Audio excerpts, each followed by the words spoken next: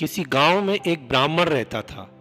उसके पास खेती बाड़ी के लिए जमीन थी, लेकिन उस जमीन पर फसल अच्छी नहीं होती थी। बेचारा बड़ा परेशान रहता था।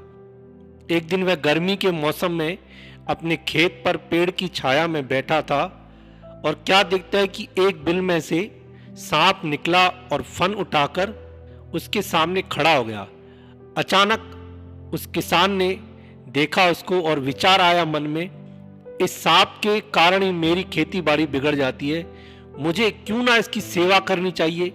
यह सोचकर वह कहीं से दूध लाया और उसे एक बर्तन में डालकर बिल के पास रख दिया।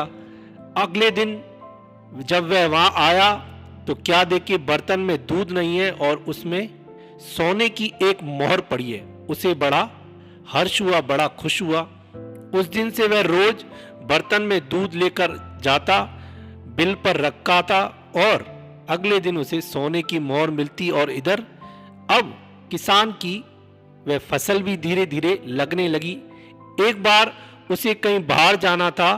वह बड़ी चिंता में पड़ा था कि सांप को दूध कौन रखेगा। बहुत सोच समझकर उसने अपने लड़के से यह बात कही और उसको कहा कि तू रोज जाना और बिल के पास में दूध रख के आना, और बता दिया कि एक सोने की मोहर तेरे को मिलेगी। लड़के ने वैसा ही किया। जब उसने दूध के बर्तन में मोहर देखी तो उसने सोचा कि जरूर ही इस धरती में बहुत सारी सोने की मोहर पड़ी है, उन्हीं में से यह सांप रोज एक मोहर लेकर आता है।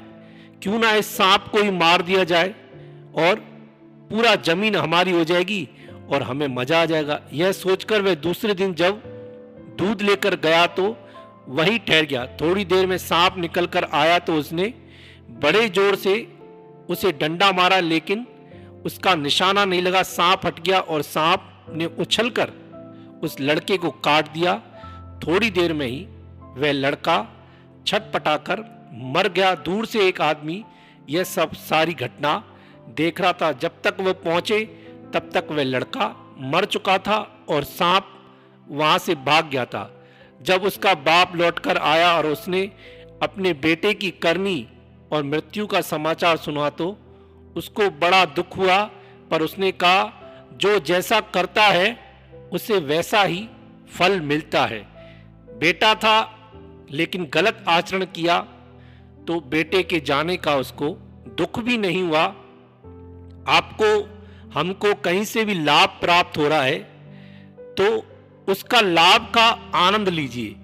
हम क्या करते हैं कि आम तो खाते हैं, साथ साथ में गुठलियां भी गिनने लग जाते हैं। कैसे, कहां से, क्यों, क्या, इन सब बातों में पढ़कर हम उसका आनंद लेना भूल जाते हैं। अब चुपचाप से उसको सोने की मोहरें मिल रही थी, लेकिन लालच में आकर और फिर उसने क्या किया, उस सांप को ही मारना चाहा और पलटवार ऐसा हुआ कि सांप ने ही उसको खत्म कर दिया।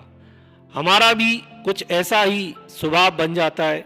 कहीं से कुछ मिल रहा है तो हम भी सोचते हैं ज्यादा के चक्कर में, लेकिन ऐसा नहीं करना चाहिए। जितना मिले उसमें ही हमको उसका आनंद लेना चाहिए। रोज मिल रहा है यह बड़ी बात है, लेकिन हम ये बात समझ नहीं पाते और हमारी हालत भी उस किसान के बेटे की तरह हो जाती है। इसलिए ऐसा नहीं करें कि कहीं हम दूसरों के लिए खड्डा खोदें और उसमें फिर हम खुद ही गिर जाएं। करनी का फल सबको मिलता है। जैसे दुर्योधन ने बड़ा ही चालाक और चालाकी से पांडवों के साथ छल किया, उनको मारना चाहा, लेकिन परिणाम क्या हुआ, पूरा वंश ही खत्म हो गया। जितने भाई थे, 100 भाई थे, वे सब मर गए और कौरव का नामो निशान खत्म हो गया। पांडवों की जय जयकार हो गई। चुपचाप अगर वह 5 गांव पांडवों को दे देता, भगवान शांति दूत बनकर गए थे।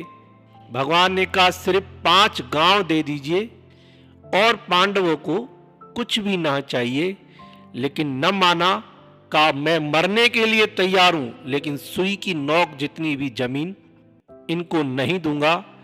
तो भगवान ने कहा जैसी आपकी मर्जी, अगर आप युद्ध चाहते हो तो युद्ध करने के लिए भी पांडव तैयार हैं। हुआ क्या, पूरा कौरव वंश समाप्त हो गया। इसलिए जितना है उसमें ही हम खुश होने की कोशिश करें, नहीं तो ज़्यादा के चक्कर में ऐसा ना हो कि लालच में पड़कर हम खुद को ही खत्म कर दें।